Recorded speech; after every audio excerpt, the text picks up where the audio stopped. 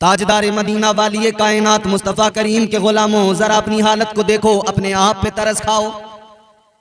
हमारा हाल ये, हमें सारी सारी रातें जागते हुए गुजरती हैं और दुनिया की खुराफात में लगे हुए सारी रातें हम जाग कर गुजार देते हैं।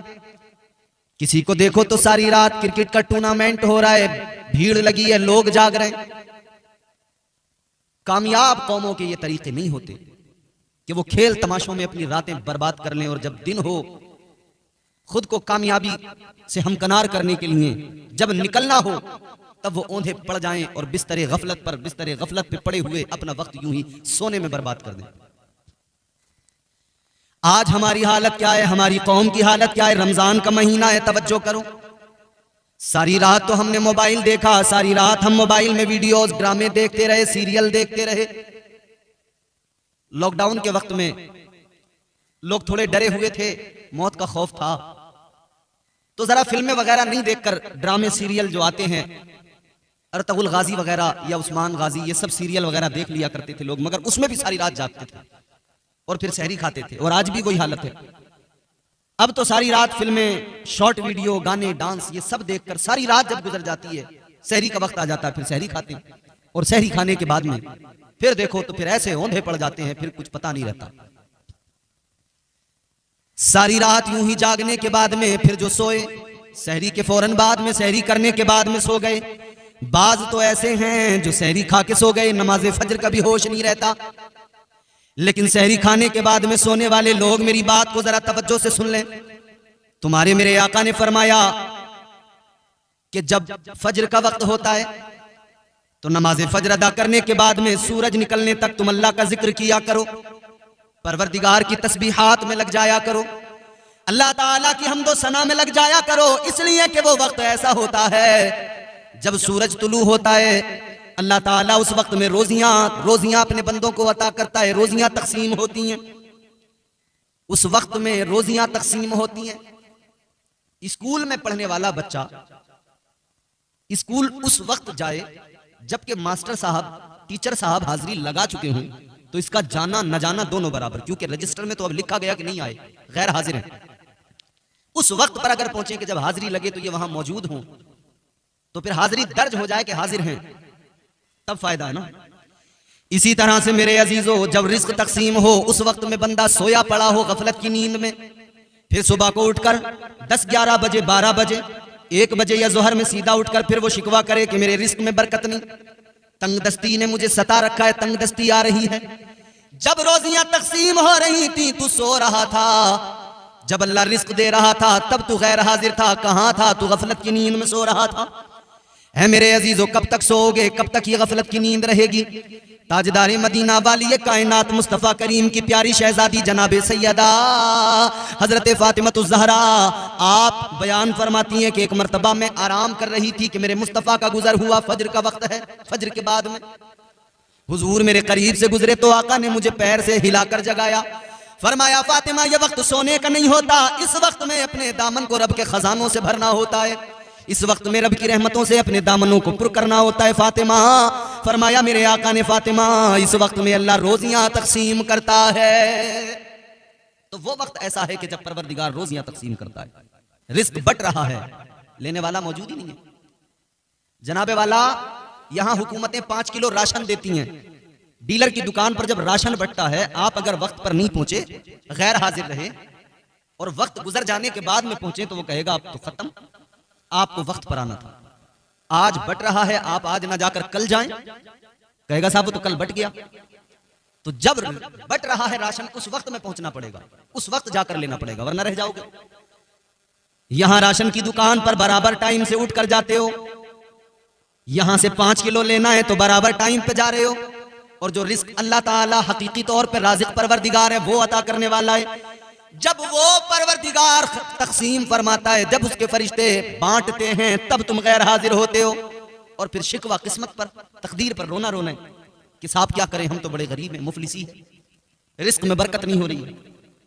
याद रखो मेरे अजीजों, अपनी जिंदगी को बदलो, तर्ज जिंदगानी को बदलना पड़ेगा, ख्वाब गफलत से बेदार होना पड़ेगा। खुदा के वास्ते जागो कहीं ऐसा न हो खालिद, खुदा के वास्ते जागो कहीं ऐसा न हो खालिद, तुम्हें फिर ख्वाब गफलत से जगाना मुश्किल हो जाए।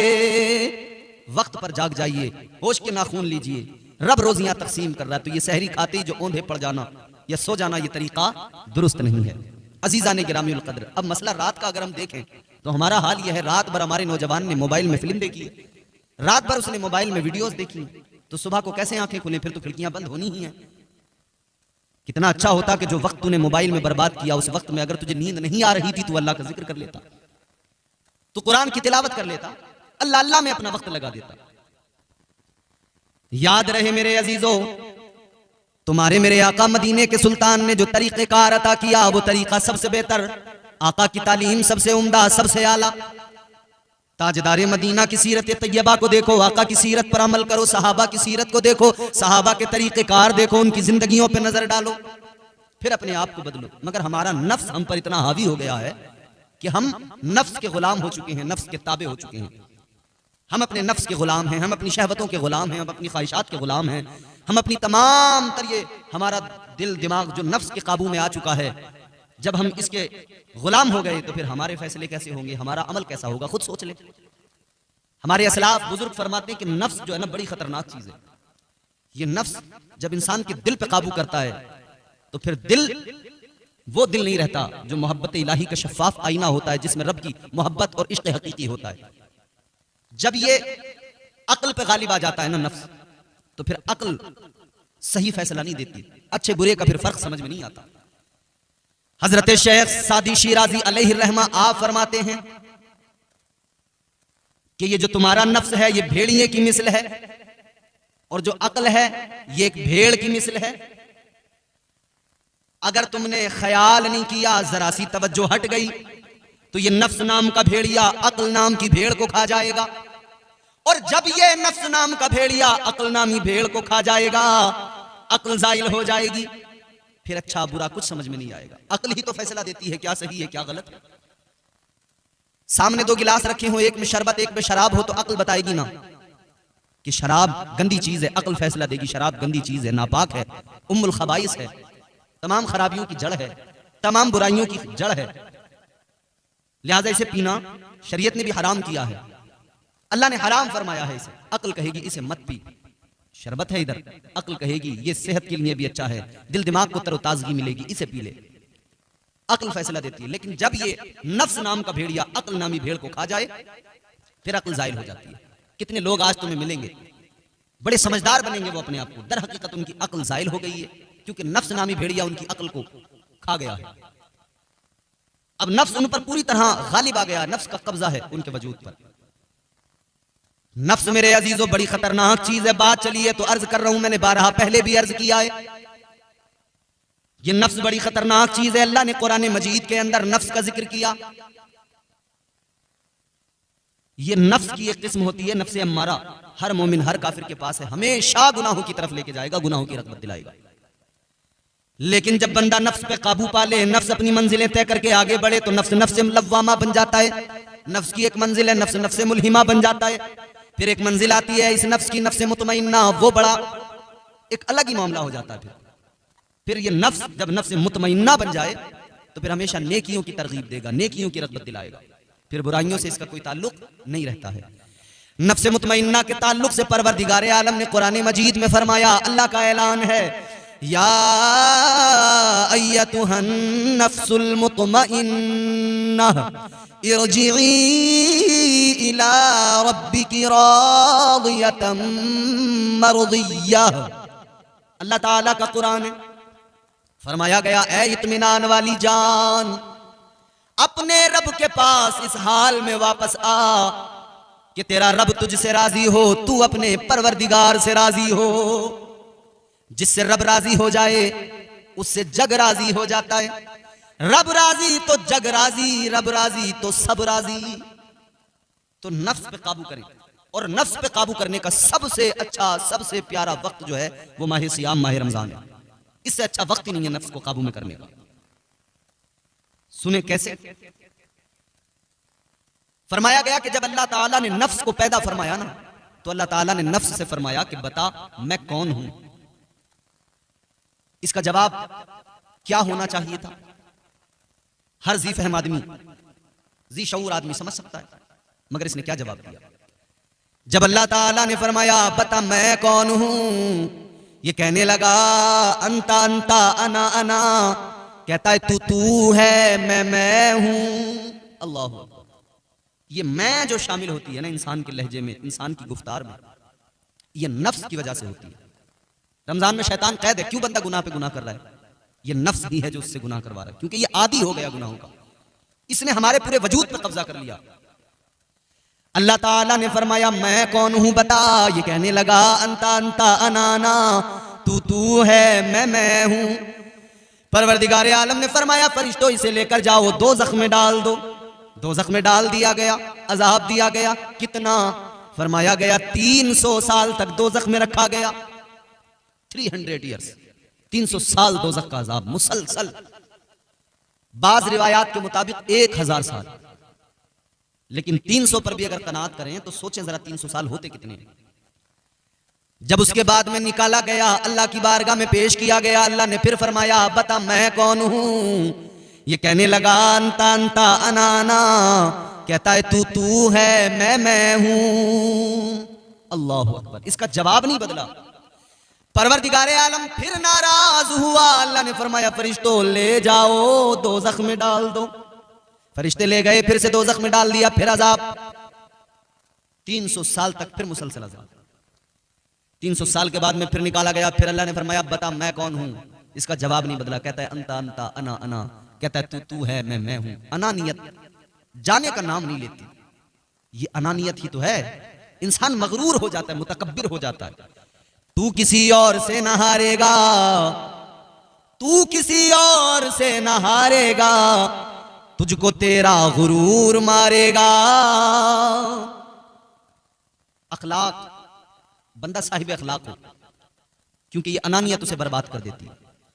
अखलाक की दौलत से कभी दूर ना होना, अखलाक की दौलत से कभी दूर ना होना, कौनैन भी मिल जाए तो मगरूर ना होना। तो परवरदिगार आलम ने जब नफ्स से फरमाया कि बता मैं कौन हूं, इसने फिर भी तीसरी मर्तबा वही जवाब दिया तू है मैं हूं। अल्लाह ताला के फरिश्ते अर्ज करते मालिक 3 मर्तबा सवाल हो गया, जवाब इसका बदलता नहीं है, या अल्लाह क्या करें, फिर दोज़ख में डालें? अल्लाह ने फरमाया नहीं, या अल्लाह फिर। परवरदिगार आलम ने फरमाया फरिश्तों एक काम करो, इस पर भूख का बोझ डाल दो, इस पर इबादतों का बोझ डाल दो, सजदों का बोझ डाल दो। फिर नफ्स के ऊपर भूख का बोझ डाला गया, सजदों का बोझ डाला गया। जब इसके ऊपर भूख का बोझ आया, सजदों का बोझ आया, फिर यही नफ्स था। अल्लाह ताला ने फरमाया अब बता मैं कौन हूं, ये कहने लगा तू मेरा परवरदिगार है। जवाब बदल गया। कैसे बदला? जब नफ्स पर भूख का बोझ आया, इबादतों का बोझ आया, पता लग गया ये नफ्स काबू में तब आता है जब इसे भूखा रखा जाए, इस पे भूख का बोझ डाला जाए। तो रमजान अल्लाह ने इसीलिए तो अता किया कि अपने नफ्स को काबू में कर लो, इसे भूखा रखो, रोजे रखो, ताकि ये तुम्हारे काबू में आ जाए। और अल्लाह ने करम ये किया कि रमजान में जब तुम रोजा रखोगे तो नफ्स तो काबू में आएगा, लेकिन शैतान बहका सकता था, तो अल्लाह ने उसको पहले ही कैद कर दिया। पहले ही शैतान को कैद कर दिया गया कि अब शैतान भी इधर कैद हो गया, तुम रोजे रख लो। तुम रोजे रखोगे ना तो तुम्हारा नफ्स तुम्हारे काबू में आ जाएगा। इस पर भूख का बोझ डालो, तुम्हारे काबू में आएगा, यानी रोजे रखो, ये काबू में आ जाएगा। इस नफ्स के ऊपर तुम इबादतों का बोझ डालो, यानी सजदों का बोझ डालो, नमाजों का बोझ डालो, ये काबू में आ जाएगा। रमजान से अच्छा तो वक्त ही कोई नहीं इस नफ्स को काबू में करने का। तो रमजान में नफ्स पे काबू करें, ना कि खुद नफ्स के गुलाम हो जाएं। आजकल हमारी हालत यह है, हम तो नफ्स के खुद गुलाम बन गए हैं। हमारी हालत अल्लाह रहम फरमाए। अच्छे से अच्छा खा रहे हैं, अच्छे से अच्छा पहन रहे हैं, मगर अल्लाह का शुक्र अदा नहीं कर रहे, नफ्स के गुलाम बन गए, अपनी शहवत के गुलाम बन गए, नमाजों को जाया कर रहे हैं, तर्क कर रहे हैं। अल्लाह ताला ने कुरान मजीद में फरमाया, परवरदिगार का ऐलान, फखलफ मिन बादिहिम खल्फुन अदाउस सलात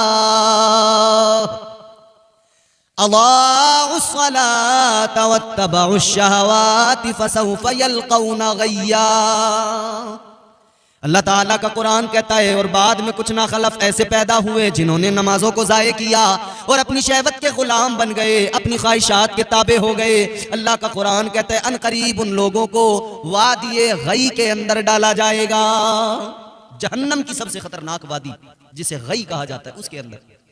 कितनी खतरनाक वादी है ये जहन्नम की वादी गई जिसे कहा जाता है। फरमाया गया जब जहन्नम की आग सर्द पड़ने लगती है, ठंडी होने लगती है, तो एक सुई के सुराख के बराबर वादी गई को खोला जाता है। उसके अंदर से जब आग के शोले निकलते हैं, वो इतनी खतरनाक आग है कि सारे जहन्नम को, सारे दोज़ख को दोबारा से भड़का देती है। अल्लाह अकबर। होश के नाखून ले मेरे भाई। हीले बहाने यहां चल जाएंगे, कब्र में नहीं चलेंगे। हीले बहाने इधर चल जाएंगे, हाशर में नहीं चलेंगे। मरना है, मौत बरहक में। बार बार मैं नहीं, पूरी दुनिया के तमाम तर उलमा बयान करते हैं, बताते हैं, और हर इंसान एक दूसरे को बताते हैं, सब जानते हैं, बाखबर हैं, कहते हैं हाँ मरना है एक दिन। कर ले जो करना है आखिर मौत है, कर ले जो करना है आखिर मौत है, एक दिन मरना है आखिर मौत है। तैयारी करें, जाना तो है दुनिया से, मगर इस शान के साथ जाएं कि जब दुनिया से जाएं ना, दुनिया देखे हाँ ये नबी का वफादार जा रहा है। जब दुनिया से जाएं तो दुनिया देख कर कहे ये मुस्तफा का दीवाना जा रहा है, ये नबी का आशिक, नबी का वफादार जा रहा है। और जब कब्र में पहुंचे तो फरिश्ते भी कह दें ये जन्नत का हकदार आ रहा है। आका से मोहब्बत करें, हुजूर की तालीमात पर अमल करें। दुनिया से जाएं तो इस शान के साथ जाएं। हिंदुस्तान का एक शहर लखनऊ है, एक वाकया मुझे याद आ रहा है। अंग्रेजों का तसल्लुत था, अंग्रेजों के दौरे हुकूमत में यहां हिंदुस्तान में एक अंग्रेज कमिश्नर आया, बहुत बड़ा ओहदा है। यहां जब आया तो उसने आकर देखा कि यहां हिंदुस्तान में जो जबान है वो अलग है। वो अंग्रेजी का जानने वाला था और यहां पर फारसी का उन दिनों चलन था। फारसी में सारे काम होते थे, दफ्तरों के भी। तो इसे बड़ी दुश्वारी आ रही थी। इसने कहा क्या किया जाए। कहा अपने मुशीर को बुलाकर के कुछ इंतजाम ऐसा करो कि फारसी जबान मुझे सीखना है, मैं फारसी को पढ़ना चाहता हूं। तो कोई ऐसा टीचर, कोई ऐसा मास्टर लाओ जो फारसी पे उसे दस्तरस हो, मुकम्मल फारसी पे महारत रखता हो। ऐ लोगों, उस वक्त में जो अंग्रेज को नाम बताया गया वो नाम किसका? एक अल्लाह वाले का नाम, हजरत मुल्ला सिराजुद्दीन रहमतुल्लाह अलैह बताया गया। वो सबसे बड़े फारसी दां, वो सबसे बड़े फारसी जानने वाले का वो अगर पढ़ा देंगे ना तो फिर याद रहे, उन्हें बहुत महारत है जबान पर, वो अगर पढ़ा दें तो बात ही बन जाए। अंग्रेज ने कहा बुला लो उनको। पैगाम भेज दिया गया कि आपको बुलाया गया है, कोठी पर चले आइएगा। अल्लाह वाले ने फरमाया ठीक है आ जाएंगे। पहुंच गए। इसने कहा जी ट्यूशन पढ़ाना है, फारसी सिखा दो, क्या तनख्वाह होगी वो भी बता दो। अल्लाह वाले ने फरमाया तनख्वाह वनख्वाह छोड़, पढ़ा तो दूंगा मगर मेरी शराइत है वो माननी पड़ेगी। इसने कहा भाई शर्त क्या होगी आपकी? ऐ लोगों, हम जैसा कोई होता तो कहता कि मोटी पार्टी है, तनख्वाह अच्छी दे देगा, सोचता मोटा हाथ लगेगा। लेकिन अल्लाह वाले ने शर्त रखी तो क्या? अल्लाह के वली ने फरमाया सुनो, मुझे तुमसे कोई माल दौलत पैसा नहीं चाहिए, कोई सैलरी कोई तनख्वाह नहीं चाहिए, उजरत मुआवजा नहीं चाहिए। तो क्या चाहिए? अल्लाह वाले ने फरमाया बस इतनी सी शर्त है, जब मैं तुम्हें पढ़ाने के लिए आऊंगा, अगर नमाज का वक्त हो जाएगा तो मेरे लिए तुम्हें वुजू के पानी का इंतजाम करना पड़ेगा, मुसल्ले का बंदोबस्त करना पड़ेगा। नमाज का वक्त होगा तो मैं यहीं पे वुजू करूंगा, यहीं तुम्हारे घर पे नमाज भी पढ़ूंगा, और जब मेरा दिल चाहेगा मैं यहीं पे अल्लाह के कलाम यानी कुरान मजीद की तिलावत भी करूंगा। अब ये कमिश्नर सोचता है क्या किया जाए। सोचा चलो अपना काम निकालना है, पढ़ना है, सबसे बड़े जबान के माहिर यही हैं, अब पढ़ना है तो फिर इनकी शर्त माननी ही पड़ेगी। कहा ठीक है मैं मंजूर है। क्या जाएगा? वुजू कर लेना यहीं पर, इंतजाम सारा है, नमाज पढ़ लेना यहीं पर, कोई मसला नहीं है, मुसल्ला मंगवा दिया जाएगा। बात तय हो गई। इख्तिसार के साथ अर्ज करता हूं, बात तय हो गई। ये पढ़ाने के लिए आए, पढ़ाना शुरू कर दिया। नमाज का वक्त जैसे ही हुआ इन्होंने कहा पानी मंगाइए, पानी आ गया, मुसल्ला आ गया, वुजू किया, इन्होंने नमाज अदा की, पढ़ाते रहे। नमाज का वक्त होता नमाज पढ़ लेते, कुरान की तिलावत को जी चाहता कुरान पढ़ लेते। एक दिन ऐसा आया, इस अंग्रेज कमिश्नर की एक जवान बेटी थी, बड़ी खूबरू, बड़ी सादगी उसके अंदर। एक रोज वो अपने महल, अपनी कोठी के अंदर उसका गुजर हो रहा था। उसने देखा कोई फकीर है, कोई बुजुर्ग है, कोई अल्लाह वाला है, मुसल्ला बिछा के नमाज पढ़ रहा है। इसे पता तो नहीं था कि ये कर क्या रहा है, मगर इसे वो तरीका अच्छा लगा नमाज पढ़ने का। इसे अच्छा लगा तो रुक कर देखने लगी, देखने लगी तो इसे पसंद आया। इसने देखा अल्लाह वाले को नमाज पढ़ते हुए, इसे अच्छा लगा, पसंद आया, देखती रही। इसने वो एक मर्तबा देखा, उसके बाद भी एक दो मर्तबा देखा, फिर अपने बाप से बोली अब्बा ये जो बुजुर्ग ये फकीर जो आते हैं क्यों आते हैं? कहा बेटी मुझे फारसी पढ़ाने आते हैं। कहा अब्बा मैं भी पढ़ूंगी। कहा ठीक है पढ़ लेना, कह देंगे। कह दिया कि बेटी भी पढ़ेगी। अल्लाह वाले ने फरमाया पढ़ा लो, पर्दे के साथ में आए। कहा ठीक है, उसको भी पढ़ाने लगे। एक दिन जब ट्यूशन के लिए आए, नमाज का वक्त था, अल्लाह वाले ने नमाज अदा की, फिर जी चाह कुरान पढ़ लूं, तो कुरान की तिलावत करने लगे। ये लड़की भी आई, इसने देखा कि अल्लाह का कुरान पढ़ा जा रहा है, इसे पता तो नहीं था है क्या, मगर सुना, कानों में आवाज पहुंची, कुरान कानों के रास्ते दिल में उतर गया, दिल में घर कर गया। सुना तो सुनती रह गई। अल्लाह वाले के करीब जाके बोली ये क्या है जो आप पढ़ रहे हो?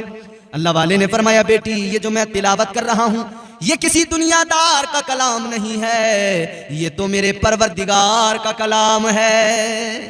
अल्लाह वाले ने फरमाया ये तो मेरे परवरदिगार का कलाम है, मेरे मौला का कलाम है। इसने कहा जरा और सुनाओ, और सुनाए। कहती और सुनाओ, और सुनाए। कहती बड़ा अच्छा कलाम है, दिल को सुकून मिलता जा रहा है।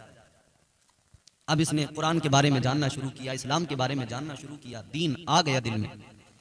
कहती अल्लाह वाले जब तुम्हारे रब का कलाम इतना प्यारा है तो वो परवरदिगार कितना प्यारा होगा। यकीनन मैं जान गई कलाम सच्चा उसी रब का है, और रब भी वही सच्चा, परवरदिगार भी वही सच्चा, और उसके पैगंबर भी सच्चे। लिहाजा देर ना करो, मुझे कलमा पढ़ाओ, मुसलमान बना लो। मुसलमान हो गई। अब इस्लाम की तालीम भी हासिल करने लगी, पैगंबर खुदा के बारे में जानने लगी, ताजदार मदीना की सीरत पढ़ने भी लगी, सुनने भी लगी। सुनती गई, दिल में मोहब्बत आती गई, सुनती गई, दिल में प्यार मदीने वाले का आता गया। कहती है देखो अल्लाह वाले मैंने कलमा तो पढ़ लिया मगर मेरे बाप को नहीं बताना, मेरे घर में नहीं बताना, ये नाराज होंगे। ठीक है। ये नमाजें भी पढ़ना सीख गई, कुरान भी पढ़ना सीख गई, कुरान भी पढ़ती थी, नमाज भी पढ़ती थी, हुजूर को याद करती थी, मदीना मदीना मदीना मदीना करती रहती थी, मदीना मदीना पुकारती रहती थी। इतनी मोहब्बत दिल में मदीने की आ गई। हर वक्त तमन्ना थी या रसूल अल्लाह मदीना बुला लो, या रसूल अल्लाह मदीना बुला लो। हर वक्त अल्लाह से दुआ करती थी ए मौला मदीना दिखा दे, ए मौला मदीना पहुंचा दे, मौला मदीना दिखा दे। इतना शिद्दत से इसने मदीने वाले को और मदीने को याद किया। अल्लाह अकबर। उस इश्क में अब ये मुसलसल तड़पने लगी, ताजदार मदीना की मोहब्बत में मुसलसल तड़पने लगी, उसी मोहब्बत में गिरफ्तार हो गई। उस मोहब्बत ने इस मकाम को पहुंचा दिया, उस प्यार ने, उस इश्क ने इस मकाम को पहुंचा दिया कि अब खाने पीने का होश न रहा। दिन ब दिन कमजोर होने लगी, बिलाखिर तबीयत खराब हो गई, तबीयत ज्यादा बिगड़ गई। फिर अचानक तबीयत इतनी बिगड़ी कि बिस्तरे मर्ग पे आ गई। और वो वक्त भी आ गया फिर कि जिंदगी का आखिरी दिन था। बाप की आंखों में आंसू, माँ की आंखों में आंसू, रिश्तेदारों की आंखों में आंसू, सब रो रहे थे। इसने कहा रो नहीं, एक काम कर दो मेरा। कहा क्या? कहा मेरे उस्ताद को बुला दो, हजरत मौलवी सिराजुद्दीन रहमतुल्लाह अलैह को बुला दो, उनसे चंद बातें मुझे करनी है। कहा ठीक है। बुला लिया गया। इस लड़की ने कहा अल्लाह वाले अलग में बात करनी है।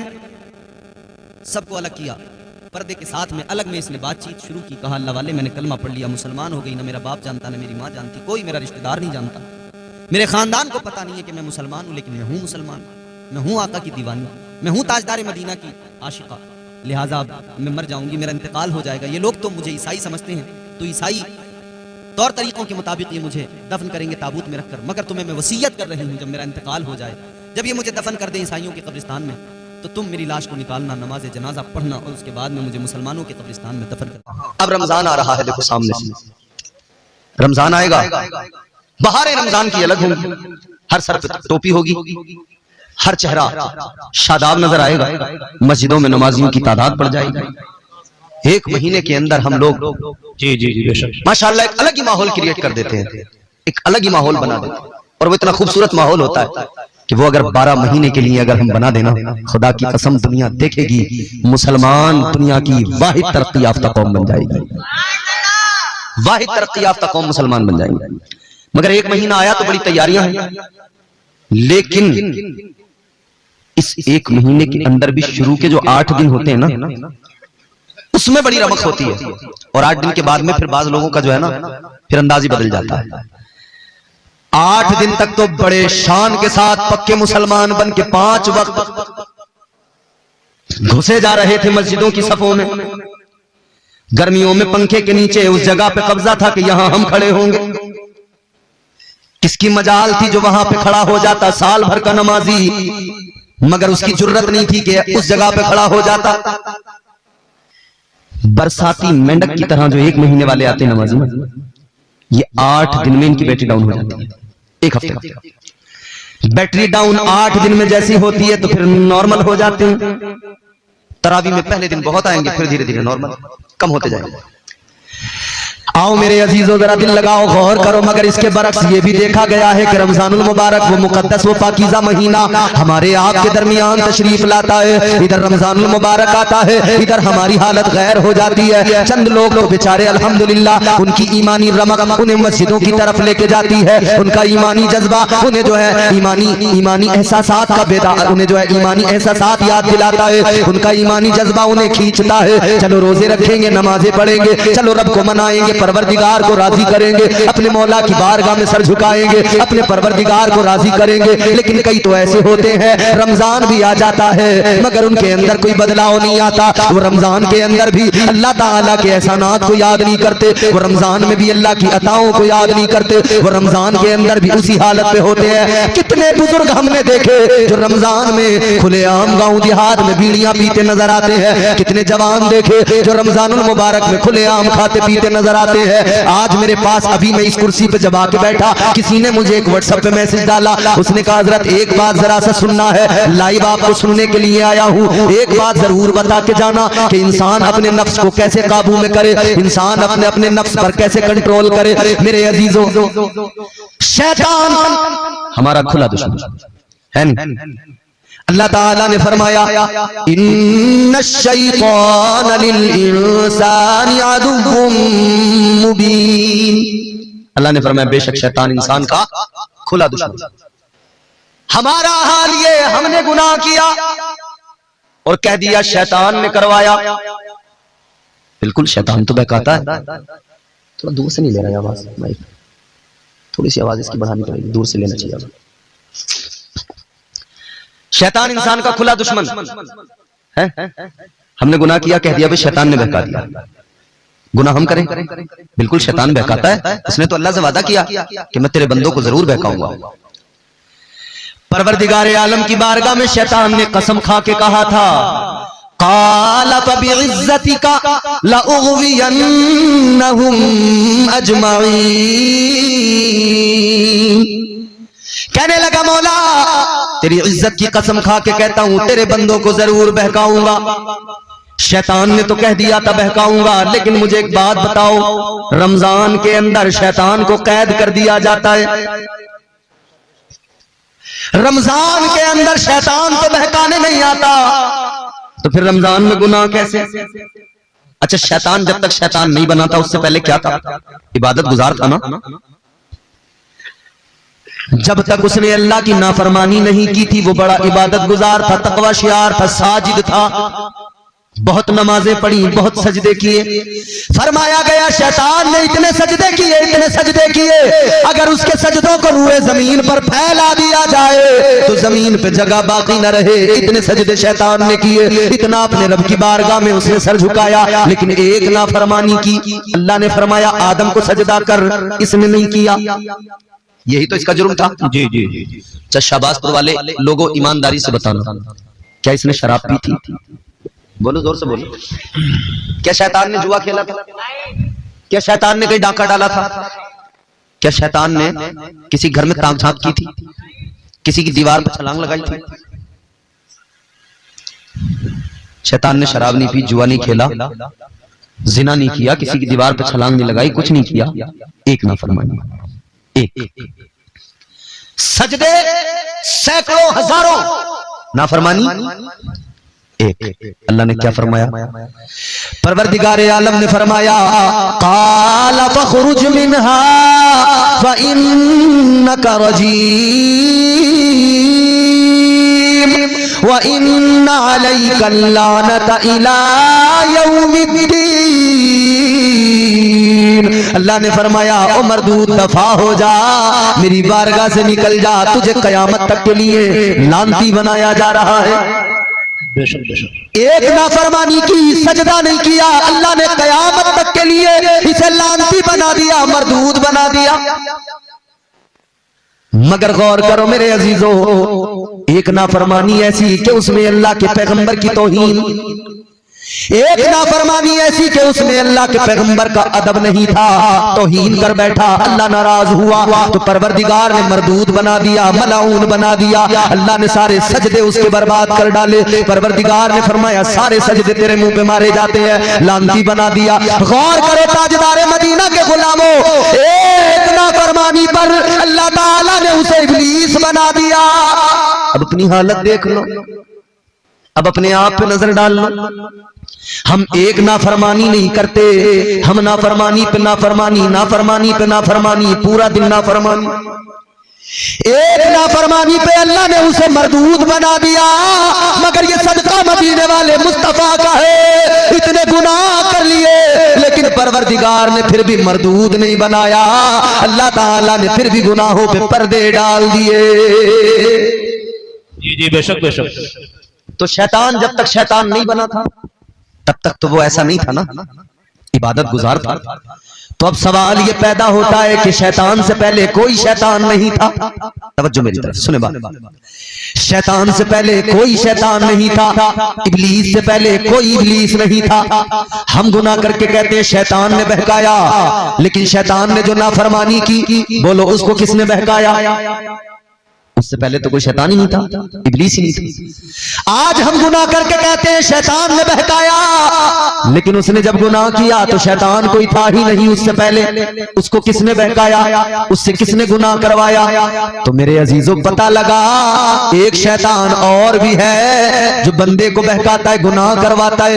ऐ लोगों, फरमाया उलमाए किराम ने, वो दूसरा जो शैतान है जिसने इस शैतान को भी बहकाया था, वो दूसरा शैतान नफ्स हुआ करता है। ये नफ्स इंसान को बहकाता है। शैतान ने तो बहकाया है लेकिन नफ्स भी बहकाता है। गौर करो मेरे अजीजों, इधर रमजान से पहले पहले शैतान अपना काम करता रहा और नफ्स हमारा गुनाहों का आदी बन गया।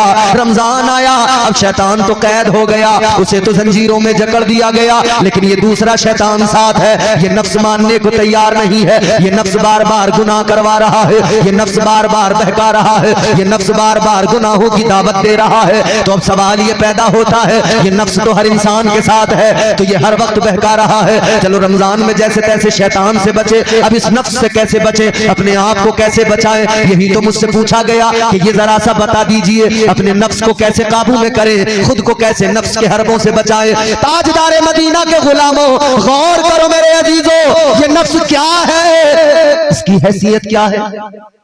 समझा दूं आपको, जरा सा समझना चाहते हैं? मैं दूसरी वाली तकरीर भी कर सकता हूं जिसमें सिर्फ लतीफे होंगे, आपको हंसाऊंगा, मगर उसमें वक्त बर्बाद, आपका पैसा बर्बाद, मेरा आना बेकार, ये जलसा सजाना बेकार। बरगे ही ना पे लिखता हूं मैं दर्द दिल की बात, शायद के रफ्ता रफ्ता लगे दिल रुबा के हाथ। अंदाजे बयां अगरचे बहुत शौक नहीं है, शायद के तेरे दिल में उतर जाए मेरी बात। अल्लाह ताला ने नफ्स को जब पैदा फरमाया, अब ये बात बड़ी तवज्जो से आपको सुनना है, बड़ी लतीफ बात मैं अर्ज करने लगा हूं। और मैं ऐसी बातें जब सुनाता हूं जब मुझे सामईन अच्छे मिल जाते हैं, वरना मैं हर जलसे में ऐसी बातें नहीं सुनाता। जब सामईन अच्छे हो, जो सुन रहे हो बात को और समझ रहे हो, तब फिर मैं ये बातें सुनाता हूं। नफ्स को अल्लाह ने पैदा किया। किबला हमारे जिम्मेदार उलमा हैं, बुजुर्ग हैं, हमारे बड़े हैं, लायक ताज़ीम हैं, तायीद करेंगे। अल्लाह ने नफ्स को पैदा किया ना, तो परवरदिगार ने फरमाया कि बता मैं कौन हूं। अल्लाह ने अपने बारे में मालूम किया। अल्लाह ताला ने नफ्स से फरमाया, पैदा करने के बाद में फरमाया बता मैं कौन हूं। ये कहने लगा अंता अंता अना अना, तू है मैं हूं। क्या जवाब दिया? तू है मैं। ये मैं ये जो मैं का चक्कर है ना, ये शुरू ही नफ्स से हो जाता है। सिर्फ 2.5 साल के अंदर, सिर्फ 2.5 साल, कितने 2.5 साल के अंदर मदीने का मंजर, मदीने का नक्शा बदल गया। एक सहाबी मुस्तफा ने एक दूसरे मुल्क से कुछ माल भेजा मदीने में हजरत उमर की बारगाह में कि ये गरीबों में तकसीम कर दिया जाए, ज़कात का माल है। मिस्र के गवर्नर ने भेजा था, मगर जब माल आया हजरत उमर फारूक आजम की बारगाह में हजरत उमर फारूक आजम ने उस सारे माल को वापस कर दिया, लौटा दिया और फरमाया कि इस माल को वहीं गरीबों में तकसीम करो, क्योंकि अब मदीने में कोई भी गरीब नहीं है, अब मदीने में सब ज़कात देने वाले हैं, लेने वाला कोई नहीं है। ये नक्शा बदल गया। जब इधर से वापस गया ना, हजरत उमर ने फरमाया भाई यहाँ तो कोई लेने वाला ही नहीं है, तुम वहीं गरीबों में बांट दो। तो उन्होंने फिर उधर से वो माल रवाना किया और ये उधर से जवाब भेजा कि यहाँ से ये जो माल भेजा गया है इसीलिए भेजा गया है कि यहाँ भी इस माल के लेने वाले गरीब हैं ही नहीं, अब कोई गरीब नहीं रहा। माल फिर वापस आ गया। सोचो कैसा दौर था, इकोनॉमी का सिस्टम क्या था। आज 5 किलो की थैली मिलती है राशन की, लाइन लगती है, लाइन बोलो 80 करोड़ लोग, दावा है ना 80 करोड़ लोगों को राशन दिया जा रहा है। इससे ये पता लगता है कि 80 करोड़ लोग मुल्क के अंदर गरीब हैं, बेरोजगार हैं। इसका मतलब जानते हो, इसका मतलब यह है कि मुल्क की हालत अच्छी नहीं है। जिस मुल्क में 80 करोड़ लोग फ्री के राशन पे पलते हों, 80 करोड़ लोगों की हालत ये हो 5 किलो राशन के लिए लाइन में धक्के खाते हों, तुम क्या समझते हो वो मुल्क तरक्की कर रहा है? तरक्की इसे कहते हैं। हजरत उमर फारूक आजम ने सिर्फ 2.5 साल के अंदर ये हालात बदले मदीने के और पूरी दुनिया के और इस्लाम के ज़ेरे असर खिलाफत हजरत उमर में जितना भी ये सब एरिया आता था 22 लाख मुरब्बा मील, हालात ये बदले जनाब कि वहां कोई गरीब ही नहीं बचा था, कोई ज़कात लेने वाला ही नहीं बचा था। फिर वो माल हजरत उमर फारूक आजम ने कहीं दूर के किसी मुल्क में भेजा और वहां पे वो गरीबों में तकसीम किया गया। यहाँ अब जमाने को सबक हासिल करना चाहिए हजरत उमर की जिंदगी से, यहाँ हुक्मरानों को सीखना चाहिए। बल्कि गांधी जी ने इस मुल्क के राष्ट्रपिता करमचंद मोहनदास गांधी जी ने यह कहा था कि हिंदुस्तान में डेमोक्रेसी को अगर बेहतर बनाना है तो यहां पर अबू बकर और उमर की जिंदगियों को देखकर उनसे सबक हासिल कर लिया जाए। नबी के ऐसे 2 वजीर हैं कि उनकी जिंदगी को देख लिया, उनसे सबक हासिल कर लिया तो फिर मुल्क के अंदर खुशहाली और तरक्की आ जाएगी।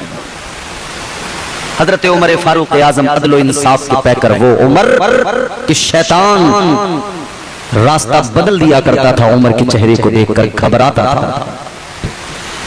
मेरे इमाम ने फरमाया, ताजदार अहले सुन्नत ने फरमाया, वो उमर जिसके आदाब पे शैदा सकर, वो उमर जिसके आदाब पे शैदा सकर, उस खुदा दोस्त हजरत लाखों सलाम। वो उमर फारूक आजम जिसके लिए मेरे आका ने ऐलान फरमाया, ताजदार मदीना ने फरमाया, अगर मेरे बाद में कोई नबी होता, अगर मेरे बाद नबूवत का दरवाजा बंद न हुआ होता, अगर मेरे बाद कोई नबी होता, आका फरमाते हैं फिर अल्लाह उमर को नबूवत अता फरमाता, यानी उमर नबी होता। मगर सुनो ये अजमत है जनाब उमर फारूक आजम की, अल्लाह अकबर, गौर फरमाइए। हजरत उमर फारूक आजम वो अजीमुल मर्तबत शख्सियत, अल्लाह अल्लाह, उनके दौरे खिलाफत के अंदर इस्लाम फैलने लगा। दुनिया में इस्लाम कैसे फैला? ईरान को फतह किया गया, ईरान को कैसर और किसरा, ये 2 नाम बड़े थे उस दौर के अंदर, फतह किया गया कैसर और किसरा को। और ये उस वक्त की सुपर पावर ताकतें थी कैसर और किसरा,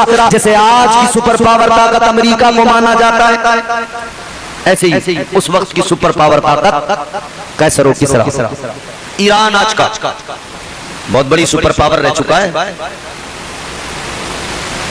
याद रहे हजरत उमर फारूक आजम के दौरे खिलाफत में फतह किया गया। देखो ना जज्बा मुसलमानों का, सुपर पावर से टकरा गए और उसकी ताकत का खुमार तोड़ दिया, नशा तोड़ दिया।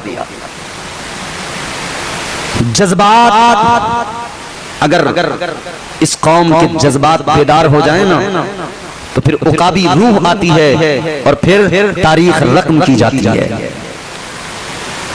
हजरत उमर फारूक आजम रज़ी अल्लाह ताला अन्हु का दौरे खिलाफत जरा याद करो। अल्लाह अल्लाह, आपने बड़े वाकयात सुने होंगे। इमाम साहब क़िबला ने जुमे में भी बयान फरमाया था, वो उमर है जो दिन में खिलाफत के उमूर देखते हैं तो रात में गरीबों की खबरगिरी किया करते हैं। रात में टहल टहल के आप गश्त करते हैं, देखते हैं कौन किस हाल में है। आप आ रहे हैं कहीं से, सफर करके वापस आ रहे हैं, लाला मुल्क शाम के इलाके से आ रहे हैं, उधर आपने रास्ते में देखा एक घर है, उस घर के अंदर के हालात ये हैं कि उस घर में फाका है, बच्चों की आवाज आ रही है, माँ कह रही है बच्चों सो जाओ सो जाओ, मैं खाना बना रही हूँ, जब पक जाएगा उठाऊंगी खिलाऊंगी। बच्चे कह रहे हैं अम्मा ऐसी कल सुला दिया था, कुछ खिलाया नहीं था, आज फिर सुला रही। हजरत उमर ने आवाज सुनी, समझ गए मामला कुछ और है। हजरत उमर फारूक आजम रज़ी अल्लाह ताला अन्हु अंदर गए, आपने फरमाया क्या मामला है? कहने लगी फाका है, का इस हांडी में क्या है? का पानी है और पत्थर है, किस लिए? का बच्चों को बहलाने के लिए कि सो जाएं। आपको बड़ा दुख हुआ, गए सामान लेकर आए, अनाज लेकर आए, राशन लेकर आए, लाकर दे दिया, पकाया, उसके बच्चों को खिलाया। खिलाने के बाद में हजरत उमर ने फरमाया जरा अब एक बात बताओ, तुम मुझे जानती हो? का जानती तो नहीं। अच्छा चलो मुझे नहीं जानती, मगर एक बात बताओ, खलीफा को जानती हो? उमर को जानती हो? कहाँ जानती हूँ, क्या ख्याल है उनके बारे में? कहने लगी उमर तो बड़े अच्छे आदमी है, मैंने सुना है, मगर मैं अल्लाह के यहाँ उमर की शिकायत करूंगी। मेरे बच्चे भूख से बिलक रहे थे, मेरे घर में फाके हो रहे थे, उमर को खबर नहीं थी। इतना सुना तो आंखों में आंसू आ गए। जनाब हजरत उमर फारूक आजम की फरमाने लगे, ऐ खातून एक बात तो बताओ, उमर खलीफा है, तुम यहाँ उमर वहाँ, कैसे खबर मिले उमर को कि तुम? अब बात क्लियर हो गई है उमर, अब मैं अल्लाह की अदालत में कह दूंगी मौला ये उमर ही है जो अपनी रियाया की मुकम्मल खबर रखता है, सबका ख्याल रखता है और इंसाफ को कायम रखता है। वो हजरत उमर फारूक आजम रज़ी अल्लाह ताला अन्हु, अल्लाहु अकबर। अच्छा ये मामला हजरत अबू बकर सिद्दीक का भी था, हजरत उमर का भी है। हजरत सिद्दीक, हजरत उमर फारूक आजम एक रात में ना एक घर एक खातून है, ज़ईफ़ा है, कमजोर है, बिल्कुल लाग़र है, बिस्तर पे है, उठ नहीं सकती।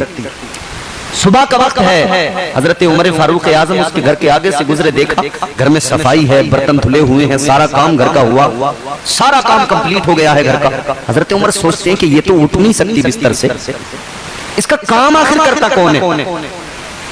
ये बिस्तर से उठ नहीं सकती, बीमार है, कमजोर है, लागर है, इसका काम करता कौन है? एक दिन देखा, दूसरे दिन देखा, तीसरे दिन देखा, हैरान है आखिर माजरा क्या है।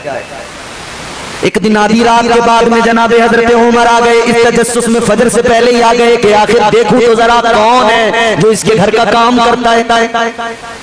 जब आए तो देखा कोई कंबल ओढ़े हुए शख्स है और सारे काम घर के कर रहा है, सफाई कर रहा है, बर्तन धो रहा है, सारे काम उसने घर के कर दिए। हजरत उमर आगे बढ़े, आपने आगे बढ़कर देखा कि देखूं तो जरा कौन है। जब कंबल हटाया तो क्या देखा? हजरत अबू बकर सिद्दीक है। ये खुलफाए राशिद जिन्हें कहा जाता है, ये इनकी जिंदगियां थी। इन्होंने गरीबों की मदद की है, गरीबों का ख्याल रखा है, इंसाफ कायम किया है, अदल कायम किया है, इंसाफ के तकाजों को पूरी तरह से मजबूती से कायम किया है। और इंसाफ के मामले में हजरत उमर ने ना अमीर देखा है ना गरीब देखा है। इंसाफ तो इंसाफ है। आजकल अमीर के लिए अलग है सिस्टम, गरीब के लिए अलग, क्योंकि सारा खेल जो है वो पैसों का है। जिसके पास माल है वो इस दौर में साहिबे कमाल है, और जो कंगाल है उसका बुरा हाल है। माल वाले बच जाते हैं, गरीब फंस जाते हैं, कभी फंस जाते हैं, कभी फंसा दिए जाते हैं। क्यों हमें मौत के पैगाम दिए जाते हैं? ये सजा कम तो नहीं है कि जिए जाते हैं। आबगीनों की तरह दिल है गरीबों के शमीम, टूट जाते हैं, कभी तोड़ दिए जाते हैं। गरीबों का मामला तो ऐसे ही है भैया, कुचले जा रहे हैं गरीब, दबाए जा रहे हैं गरीब। जिनके आंगन में अमीरी का शजर लगता है, उनका हर ऐब जमाने को हुनर लगता है। मगर दौलत वालों को इतना जान लेना चाहिए, मिले उरूज तो इंसानियत की हद में रहो, मिले उरूज तो इंसानियत की हद में रहो। यही तो वक्त है कुदरत के आजमाने का। अल्लाह कभी दे के आजमाता है, कभी ले के आजमाता है। आजकल इंसाफ का गला दबाया जा रहा है। गरीब के लिए अलग मामलात हैं, उसके लिए अलग सिस्टम, अमीर के लिए प्रोटोकॉल अलग है। गांव में कोई गरीब हो, भले नेक हो, 5 वक्त का नमाजी हो, उसको कोई गांव में पूछ नहीं रहा, उससे ढंग से बात नहीं कर रहे लोग। और अगर मालदार है, भले ही उसके पास हराम की दौलत है, जुआ, शराब, सट्टे, ये सब करता हो, मगर फिर भी लोग उसे इज्जत दे रहे हैं। पैसे वाला है, उसे कुर्सी दे रहे हैं।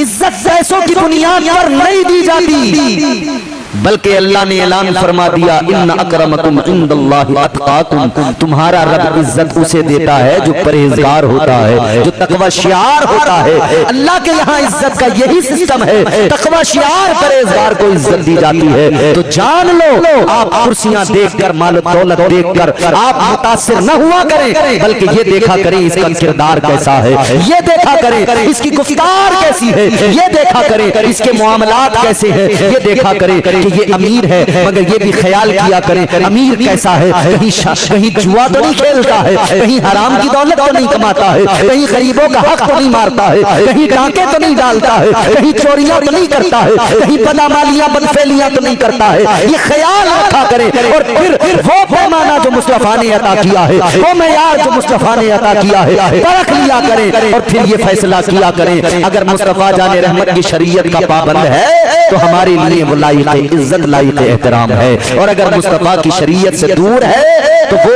हमारे लिए जरा सी भी अहमियत हमारे पास उसके लिए नहीं है। ये जान हजरत उमर फारूक आज़म, आपका दौर 22 लाख मुरब्बा मील पर इस्लाम का परचम लहरा दिया हजरत उमर फारूक आज़म ने। हजरत उमर के बाद में खिलाफत आगे बढ़ी, हजरत उस्मान गनी को खलीफा बनाया गया। हजरत उस्मान गनी का दौर भी बड़ा सुनहरा दौर है। हजरत उस्मान गनी बड़े शरीफ आदमी, हजरत उस्मान गनी निहायत शरीफ, इतने शरीफ, इतनी उन हयात पैकर हजरत उस्मान। शान ये है, एक मर्तबा हुजूर तशरीफ फरमा है अपने हुजरे के अंदर, सहाबी आए हैं, हजरत अबू बकर आए, हुजूर लेटे हुए हैं, तहबंद पहने हुए हैं, कुर्ता पहने हुए हैं। हजरत अबू बकर आए, हुजूर लेटे रहे, हजरत उमर आए, हुजूर लेटे रहे। मगर फिर जब हजरत उस्मान गनी आए ना, तो मेरे हुजूर ने अपने पैर समेटे। तहबंद दुरुस्त तो था बिल्कुल, मगर हुजूर ने और उसको दुरुस्त किया, पैर समेटे। खैर जब ये सारे सहाबा चले गए तो हजरत आयशा अर्ज करने लगी, या रसूल अल्लाह ये क्या मामला था। हजरत आयशा अर्ज करने लगी, आका मेरे बाबा अबू बकर आए, आप वैसे ही रहे और आप बिल्कुल दुरुस्त हालत में थे, बिल्कुल ठीक, कपड़े भी ठीक, कुछ नहीं, सब कुछ दुरुस्त। या रसूल अल्लाह उमर आए, आप बिल्कुल दुरुस्त हालत में थे, वैसे ही रहे। मगर जब उस्मान आए तो आका आपने पैरों को समेटा, तहबंद को जरा खींचा, दुरुस्त किया खुद को, जबकि आप पहले से ही बिल्कुल दुरुस्त हालत में थे। ताजदार मदीना से अर्ज करने लगी, या रसूल अल्लाह क्या मामला। तो मेरे आका ने फरमाया, ऐ आयशा ये बताओ क्या मैं उससे हया न करूं जिससे फरिश्ते भी हया करते हैं। वो हजरत उस्मान गनी है। हजरत उस्मान गनी, आपका खिलाफत का दौर भी बड़ा सुनहरा। हजरत उस्मान गनी की दौरे खिलाफत और आपकी जिंदगी के इख्तितामी पल जो थे वो ऐसे। हजरत उस्मान गनी ने अपना माल, अपनी दौलत इस्लाम के लिए बड़ी कुर्बान की है। इस्लाम की इब्तिदा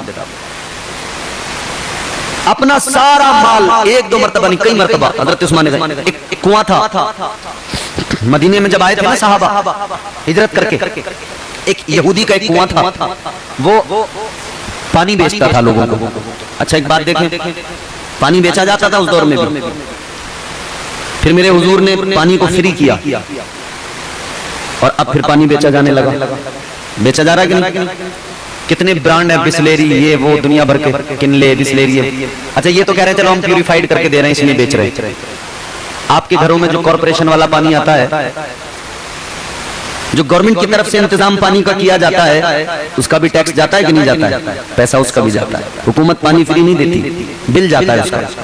शहरों में जाकर देखो, अब तो देहात में भी हर जगह पैसा जाता है साहब। यहूदी बेचता था पानी कुएं का। अब हजरत उमर फारूक आजम ने देखा यार मुसलमानों को पानी की जरूरत है और पैसा तो है नहीं, क्या किया जाए?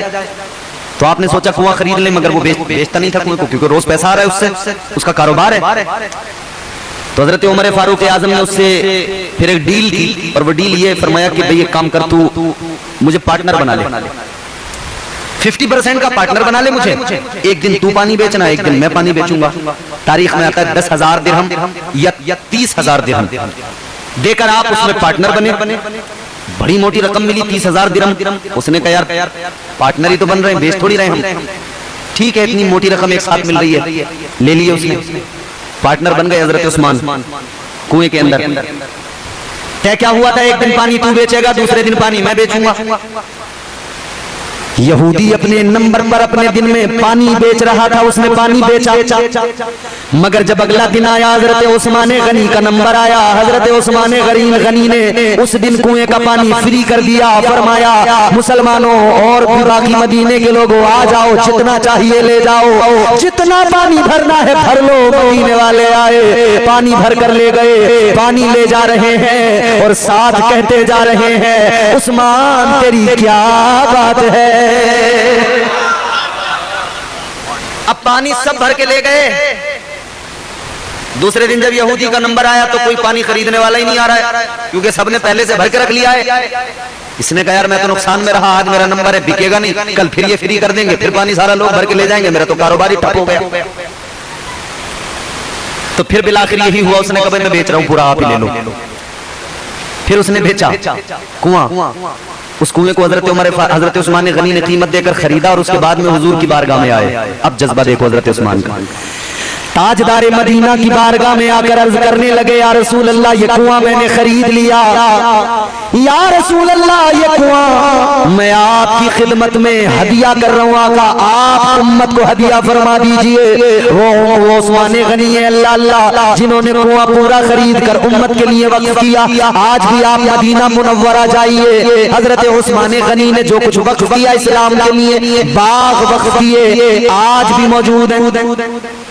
एक तो बहुत बड़ा होटल बना दिया गया उस जगह पर जो हजरत उस्मान गनी ने वक्त की थी, और वहां से बहुत अच्छी इनकम होती है। वो सब मस्जिद नबवी के अंदर ही वो पैसा खर्च होता है। हजरत उस्मान गनी पेश कर दे रहे हैं हम नजराना अपनी जान का, नजराना अपनी जान का पेश कर देते हैं हम नजराना अपनी जान का, नजराना अपनी जान का पेश कर देते हैं, पेश कर देते हैं हम नजराना अपनी जान का। मरहला मरहला आता है जब इस्लाम तेरी शान का, इस्लाम तेरी शान का। और वो शेर जिसके लिए मैंने ये शेर सुनाया, राहे हक में जितना गल्ला पास था सब दे दिया, पास था सब दे दिया। चचा हमारे चचा देखो रोज आपको नात भी सुनाते हैं और सलाम भी पढ़ते हैं, अच्छी आवाज। राहे हक में, राहे हक में जितना गल्ला, राहे हक में जितना गल्ला पास था सब दे दिया। अल्लाह अल्लाह अल्लाह अल्लाह देखिए ये हौसला उस्मान का, हौसला उस्मान का। अल्लाह अल्लाह देखिए ये हौसला उस्मान का, हौसला उस्मान का। हजरत उस्मान गनी का दौर बड़ा अच्छा गुजरा, लेकिन आखिर में मिस्र के बलवाइयों ने आकर दंगा किया और उसी में हजरत उस्मान ज़ुन्नुरैन की शहादत हुई और उसके बाद में इख्तिलाफात भी जन्म लेने लगे। मौला अली खलीफा बने। और एक बात और जान लें, खुलफाए राशिदीन की बात आती है तो इतना याद रहे, हुजूर ने अपनी जिंदगी में, मेरे मुस्तफा ने अपनी हयात ज़ाहिरी में एक ऐलान किया था, एक बात फरमाई थी। हुजूर ने खिलाफत के ताल्लुक से वाज़ेह इरशाद फरमाया था कि मेरे बाद में खिलाफत 30 साल रहेगी। कितने साल? 30 ईयर्स। ताजदार मदीना ने फरमा दिया था मेरे बाद में खिलाफत 30 साल रहेगी और उसी 30 साल के दौर में जो खलीफा बने उन्हीं को खुलफाए राशिदीन कहा जाता है। अब आप घर पे जाके कैलकुलेट करोगे तो हजरत अबू बकर, हजरत उमर, हजरत उस्मान, हजरत मौला अली, चारों की खिलाफत का वक्त आप जब जोड़ेंगे, शुमार करेंगे तो चारों की खिलाफत तकरीबन जो वक्त बनता है वो इनका 29.5 साल बनता है। कितना? 29.5 साल। हुजूर ने फरमा दिया था 30 साल मेरे बाद में खिलाफत रहेगी, उसके बाद में बादशाहत आ जाएगी। 29.5 साल इन 4 खुलफा का दौर है। और फिर हजरत मौला अली हैदर कर्रार की, हजरत अली उल मुर्तजा के बाद में इधर तो हजरत इमाम हसन मुजतबा को खलीफा बनाया, लोगों ने इधर बैत की, उधर मुल्क शाम में हजरत अमीर मुआविया ने भी ऐलान कर दिया। ये इस्लाम में पहली बार हुआ था कि एक वक्त में 2 ऐलान हुए खिलाफत के लिए, एक तरफ इमाम हसन, दूसरी तरफ हजरत जनाबे अमीर मुआविया। उधर भी लोगों ने बैत की अमीर मुआविया की, इधर इमाम हसन मुजतबा की बैत की। इमाम हसन मुजतबा कितने दिन खलीफा रहे? 6 महीने। अब बात को समझना, 6 महीने तक हजरत इमाम हसन मुजतबा खलीफा रहे। 6 महीने के बाद आप मुल्क शाम हजरत अमीर मुआविया के पास गए। हजरत अमीर मुआविया के पास जाने के बाद में आपने खिलाफत की तमाम जिम्मेदारियां उनको सौंपी, खुद दस्तबरदार हो गए, यूं कहे कि रिजाइन कर दिया, इस्तीफा दे दिया, उनको सौंप दी खिलाफत। 6 महीने हजरत अमीर मुआविया ने बड़ी इज्जत की, बड़ा एहतराम किया, वजीफा भी मुकर्रर किया। अब ये जान लो 6 महीने इमाम हसन मुजतबा की खिलाफत रही, मतलब साफ आका ने ऐलान फरमाया था 30 साल मेरे बाद में खिलाफत रहेगी। 29.5 साल इन 4 का दौर बनता है, 6 महीने बाकी बचे, वो इमाम हसन मुजतबा ने पूरे किए। 6 माह इन्होंने पूरे किए। हजरत इमाम हसन मुजतबा तक खुलफाए राशिदीन ही का दौर कहलाता है, खिलाफत राशिदा कहलाती है। खुलफाए राशिदीन का तज़किरा जब भी होगा नाम 5 होंगे, 4 नहीं होंगे। हजरत इमाम हसन भी उसमें शामिल है। अच्छा, अगर कोई ये कहे कि साहब हजरत इमाम हसन को शामिल कर रहे हो, हजरत अमीर मुआविया को क्यों शामिल नहीं कर रहे? तो हजरत अमीर मुआविया उस वक्त में खिलाफत का उन्होंने भी ऐलान किया था, इमाम हसन ने भी किया था, मगर मसला ये है कि हजरत इमाम हसन 6 महीने के बाद में आप खिलाफत से दस्तबरदार हो गए थे और हजरत अमीर मुआविया तो बाद में भी रहे ना, तो फिर वो 6 महीने तो हजरत इमाम हसन ने पूरे किए हैं, वो तो आगे तक रहे हैं, 20 साल तक रहे हैं, 20-22 साल। और उससे पहले आप अमीर शाम, गवर्नर रहे शाम के। तो इस जुमरे में खुलफाए राशिदीन में हजरत अमीर मुआविया नहीं आते, बल्कि इसमें इमाम हसन मुजतबा शामिल हैं। ये खिलाफत राशिदा है, ये खिलाफत राशिदा है। और फिर इसमें मैंने मौला अली का दौर छोड़ा है। इंशाअल्लाह अहले बैत की अजमत और मौला अली का दौर और खिलाफत, कल से ये बाब शुरू होगा और यहीं से अब करबला की तारीख का भी आगे आगाज हो जाएगा। यहाँ मैं आपको कल इंशाअल्लाह कल से मौला अली की खिलाफत और अहले बैत की शान ये सब सुनाकर करबला की तारीख सुनाऊंगा। अल्लाह की बारगाह में दुआ है परवरदिगार हमें हक बोलने और हम सबको हक सुनने और उस पर अमल की तौफीक अता फरमाए। अल्लाह ताला हमारी इन महफिलों को कबूल फरमाए। परवरदिगार हम सबको दोनों जहान की भलाइयां नसीब फरमाए। अस्तगफिरुल्लाह रब्बी मिन कुल्लि ज़ंबिन व अतूबु इलैह। बुलंद आवाज़ से कलमा शरीफ पढ़िए, ला इलाहा इल्लल्लाहु मुहम्मदुर रसूलुल्लाह सल्लल्लाहु अलैहि वसल्लम व मा अलैना इल्लल बलाग। अस्सलामु अलैकुम व रहमतुल्लाह। फिरदौस का वारिस, जन्नत का वारिस। अल्लाह ताला ने फरमाया हमने अपने बंदों को बना दिया। या अल्लाह, कौन से बंदे हैं जिन्हें तूने जन्नत का वारिस बना दिया? अल्लाह का कलाम है, मन का न तकिया, फरमाया उन्हें जो मुत्तकी है, जो परहेजगार है, जो तकवा शिआर है, परहेजगारों को फरमाया हमने उन्हें जन्नत का वारिस बना दिया। और अगले मकाम पे तो अल्लाह ने बाज़ाब्ता फरमाया कानत लहुम जन्नातुल फिरदौसी नुजुला, अल्लाह ने फरमाया जन्नतुल फिरदौस का वारिस बनाया। टेहरी ख्वाजा के जिंदा दिल सुन्नी गयूर मुसलमानों जहन करीब करना, बात सुनना। अल्लाह ताला ने फरमाया जन्नतुल फिरदौस का वारिस बनाया। पहले ये समझो जन्नतुल फिरदौस क्या, जन्नत के कई दर्जे, जन्नतुल मावा जन्नत का एक दर्जा, जन्नतुल नईम जन्नत का एक दर्जा, मगर बारगाह मुस्तफा में चलो, ताजदार मदीना ने ऐलान फरमा दिया, तुम्हारे मेरे आका ने बता दिया जन्नत में कई दर्जे हैं, मगर जन्नत का जो आला तरीन दर्जा है उसे जन्नतुल फिरदौस कहा जाता है। आका ने फरमाया ऐ मेरे गुलामों, जब भी अल्लाह की बारगाह में हाथ उठाया करो, जब भी परवरदिगार से मांगा करो जन्नत, जब भी जन्नत का सवाल किया करो, आका ने फरमाया अपने रब से, परवरदिगार से जन्नतुल फिरदौस मांगा करो। जन्नत मांगो तो जन्नतुल फिरदौस। या रसूल अल्लाह जन्नतुल फिरदौस मांगे, क्या खास है?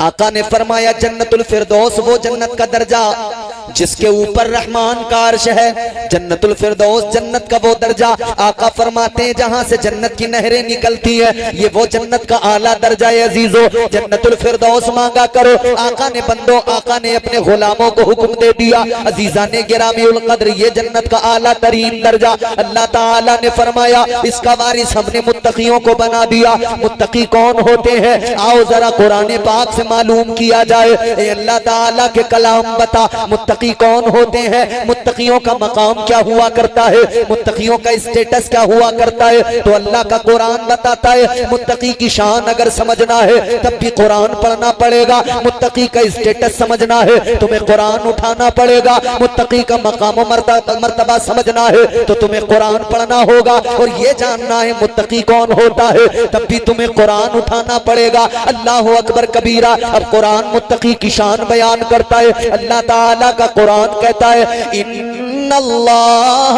युहिब्बुल मुत्तकीन। अल्लाह ताला का कलाम कहता है अल्लाह ताला मुत्तकियों से मोहब्बत फरमाता है। अल्लाह ताला तकवा शार लोगों से मोहब्बत करता है। अगले मकाम पे फरमाया इन्नल्लाह मअल मुत्तकीन, फरमाया अल्लाह साथ है तो मुत्तकियों के साथ है। अब जरा कुरान की बारगाह में सवाल किया जाए, ए रब के कलाम ये तो समझ में आया मुत्तकी की शान बड़ी है, मुत्तकी का मकाम बड़ा है, मगर जरा कुरान ये बता मुत्तकी कोई बंदा बनता कैसे है? मुत्तकी किसी को ये खिताब कैसे मिलता है? तो अल्लाह ताला का कलाम है, परवरदिगार का कुरान बताता है इन्नल्लज़ीना यग़ुद्दूना अस्वातहुम इंदा रसूलिल्लाह उलाइकल्लज़ीना इम्तहनल्लाहु कुलूबहुम लित्तक़वा। अल्लाह ताला का कुरान कहता है ए लोगों मुत्तकी जानना है कौन होता है? तो आओ जान लो मुत्तकी कौन होता है। रब काबा ने ऐलान कर दिया जो मेरे महबूब की बारगाह में बाअदब रहे, जिसकी आवाज पस्त रहे, जो हबीब का अदब करता है, अल्लाह ताला उसके दिल को तकवा अता फरमा देता है। तकवा उसे अल्लाह अता करता है जो बाअदब होता है, मुस्तफा की बारगाह का अदब करता है। पता लग गया कोई भी शख्स कितनी नमाजें पढ़ ले, कितने सजदे कर ले, तकवा शिआर नहीं बन सकता। सिर्फ नमाजों की बुनियाद पर कोई मुत्तकी नहीं बन सकता जब तक के दिल में मुस्तफा का अदब न हो, जब तक के ताजदारे मदीना की मोहब्बत न हो, आका का अदब न हो। दिल में अदब अगर मुस्तफा का होगा तो वो मुत्तकी कहलाएगा। अब देखो जरा नबी के सहाबा मुत्तकी, अल्लाह अल्लाह कितना अदब किया। सिद्दीक अकबर, अल्लाह अकबर, तमाम इंसानों में नबियों के बाद, पैगंबरों के बाद, रसूलों के बाद में अल्लाह ताला ने जिनको सबसे ज्यादा इज्जत अता फरमाई हजरत अबू बकर सिद्दीक आशिक सादिक है मेरे आका से। ऐसी मोहब्बत, ऐसा प्यार, अल्लाह अकबर कबीरा, रहती दुनिया दुनिया तक मिसालें दी जाएंगी। वो सिद्दीक अकबर, मगर शान इतनी बुलंद बाला अल्लाह ने अता इसलिए की कि मुस्तफा के बाअदब, मुस्तफा की बारगाह का अदब करते थे। ताजदारे मदीना की बारगाह में बाअदब रहते थे। मुस्तफा का अदब किया तो अल्लाह ताला ने इज्जतों से नवाज दिया। मुस्तफा का अदब किया, अल्लाह ने मुत्तकी बना दिया। हजरत उमर फारूक आजम, अल्लाह अल्लाह, मुस्तफा का अदब किया, अल्लाह ने मुत्तकी बना दिया। हजरत उस्मान गनी, मुस्तफा का अदब किया, अल्लाह ने मुत्तकी बना दिया। हजरत मौला अली, मुस्तफा का अदब किया, अल्लाह ने मुत्तकी बना दिया। हजरत तलहा और जुबैर, मुस्तफा का अदब किया, अल्लाह ने मुत्तकी बना दिया। हजरत बिलाल हबशी, मुस्तफा का अदब किया, अल्लाह ने मुत्तकी बना दिया। हजरत इमाम हुसैन, मुस्तफा का अदब किया, अल्लाह ने मुत्तकी बना दिया। हजरत इमाम जाफर सादिक, मुस्तफा का अदब किया, अल्लाह ने मुत्तकी बना दिया। बगदाद की सरजमीन पर पीराने पीर, रोशन जमीर, सरकारे गौसे आजम, मुस्तफा का अदब किया, अल्लाह ने मुत्तकी बना दिया। हिंदुस्तान में हिंदुस्तान के राजा, हम सब के ख्वाजा, सरकारे गरीब नवाज हजरत ख्वाजा मोइनुद्दीन हसन चिश्ती संजरी अजमेरी, अल्लाह अल्लाह, मुस्तफा का अदब किया, अल्लाह ने मुत्तकी बना दिया। पता लगा मुत्तकी वो होता है जो मुस्तफा का अदब किया करता है। अदब नहीं, तकवा है ही नहीं। अदब से तकवा मिलता है, ये याद रहे। और जिन्हें तकवा मिल गया, जो मुत्तकियों के जुमरे में आ गए, फिर कुरान कहता है अल्लाह मोहब्बत भी उनसे करता है, अल्लाह साथ भी उन्हीं के है। इन्नल्लाह माल मुत्तकीन, अल्लाह उन्हीं के साथ है। ऐ लोगों, ये वही जमात है जिन्हें तकवा हासिल हुआ मुस्तफा के अदब की बुनियाद पर, एहतराम मुस्तफा, अदब मुस्तफा की बुनियाद पर जिन्हें तकवा हासिल हुआ, उसी जमात को आज हम औलिया की जमात कहा करते हैं। क्योंकि नबी ये आखिरुज़्ज़मा सल्लल्लाहु ताला अलैहि वसल्लम हमारे आका, आखिरी नबी, आखिरी रसूल, नबूवत का दरवाजा बंद। हुजूर के बाद हुजूर के सहाबा, वो सहाबी उसे कहते हैं जिसने ईमान की हालत में हुजूर का दीदार किया, ईमान की ही हालत में दुनिया से रुखसत हुआ, वो सहाबी। उनके बाद में सहाबा के बाद में ताबईन, फिर तबे ताबईन। लेकिन फिर अब नबूवत का दरवाजा बंद, सहाबियत भी खत्म, क्योंकि नबी दुनिया से जाहिरी तौर पर रुखसत हुए, सहाबियत का भी दरवाजा बंद हुआ। मगर हाँ, एक दरवाजा खुला है, वो विलायत का दरवाजा है। अब जितने भी दुनिया में मुत्तकी नजर आएंगे, अल्लाह की कसम, हर मुत्तकी अल्लाह का वली होगा। हर मुत्तकी, हर तकवा शियार अल्लाह ताला का वली होगा। और फिर जिसे अल्लाह तकवा अता कर दे, जिसे अल्लाह तकवे की दौलत से नवाज दे, उसका मकाम फिर अल्लाह ताला बुलंद फरमाता है, इतना बुलंद करता है। फिर अल्लाह फरमाता है वो जो बागे जन्नत है, बागे फिरदौस है, उसकी विरासत अल्लाह